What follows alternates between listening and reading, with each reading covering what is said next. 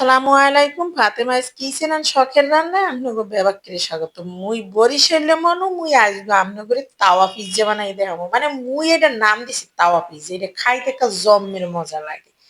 বুঝছেন? এর লেগে আমি প্রথমে তাওয়ার ভিতরে ফ্রাই প্যানের ভিতরে দিয়ে দিলাম একটু বাটার আর দিয়ে দিলাম টুকরো টুকরো করে মাংস, মুরগির মাংস কাইটে রাখছি এগুলো। দিয়ে দিলাম আদা রসুন বাটা আর দিয়ে দিলাম গোলমরিচের গুঁড়ো দিয়ে একটু জাকানাকা করে নাড়াচাড়া করে নিলাম। দিয়ে দিলাম স্বাদ মতো লবণ আর দিয়ে দিলাম একটু হলুদের গুঁড়া, দিয়ে দিলাম সয়া সস। আরো দিয়ে দিলাম চিলি ফ্লেক্স আর সবকিছু একটা জাকানাকা করে নাড়াচাড়া করে রাইন দিয়ে মাংসটুকু নিয়ে গেলাম। এখানে মাংসের ভিতরে দিয়ে দিলাম 2 টেবিল চামচ গুঁড়ো দুধ।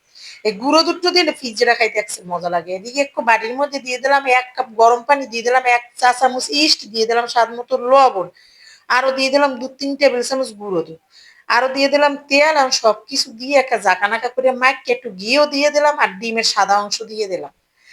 এখন এই যে একটু ডো বানাই নিম, একটু নরম বানাই নিম ডোটা। রুটির ডোয়ের চাই একটু নরম হইবে। এই যে একটা জাকানাকা করে মুই একটু ডো বানাইয়ে নিছি। এই যে মানে একটু নরম নরম বানাইয়ে নিছি। এই যে দেন 20 মিনিট পর মোর ডো রেডি, ফুল একটা ডাবল হয়ে গেছে। এই যে দেখেন আর মোর ডো হয়ে গেছে। এদিকে মুই তাওয়ার ভিতরে মানে ফ্রাই প্যানের ভিতরে মুই একটুখানি বাটার ব্রাশ করে নিয়ে এখন এই যে পিজ্জাগুলো দিয়ে দিলাম। মানে পিজ্জার ডোরা দিয়ে পিজ্জার শেপ দিয়ে দিলাম। এখন এই যে পিজ্জাগুলো সাজাই নেওয়ার জন্য প্রথমে দিয়ে দিলাম টমেটো সস, এরপরে মুরগির এই ভাজা মাংস কাল দিয়া এখন এই টমেটো, তারপরে ক্যাপসিকাম, পেঁয়াজ এগুলো সব দিয়ে একটা জাকানাকা করে সাজাই নিলাম। এখন দিয়ে দিলাম একটা জম্মের মতো মজেরেলা চিজ। মজেরেলা চিজ যত বেশি দেবেন অত খাইতে মজা লাগবে।